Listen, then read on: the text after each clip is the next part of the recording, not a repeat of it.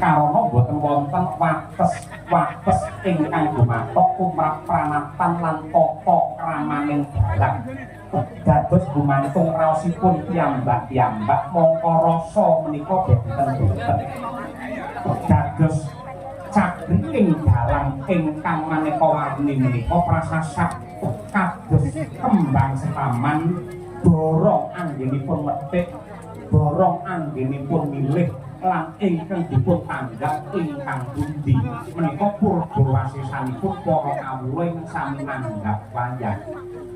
Lajeng adeking dalang sabda Kesawa menika dados dalang menapa? Sampeyan mlebu dalang pangreksa pangrembaka napa dalang pangupa buku? Ingkang wenang nemtokaken menika sanes kula nanging ingkang wiji menika ing sami mirsani. Karana kula dados dalang menika tujuan kula saged dados dalang pangreksa pangrembaka nanging ugi dados dalang pangupa buku. Lho, ing menapa dengan dikote ugi dados dalang pangupa buku? Kula dados dalang menika anggadhahi tanggal jawab ngopeni keluarga lan kanca rowandula ingkang cacahipun sabrebodo. Lajeng paminipun kula nanggap jenengan kira-kira biayanipun pinten?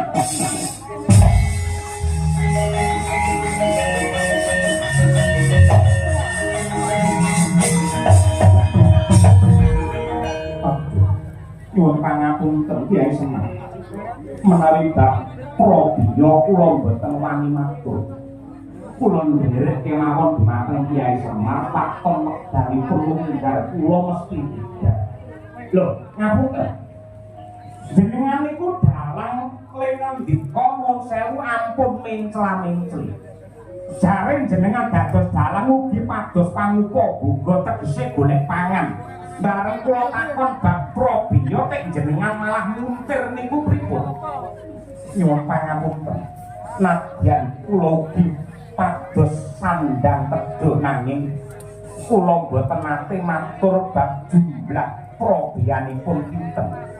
Kula namung manut kaliyan ingkang nanggap awit kula anggadhahi paugeran kula nyambut damel menika kula niyati ngibadah ewa semanten rejeki menika jatah sekedhik kathah badhe dados rana bebungah lan dadar barokah.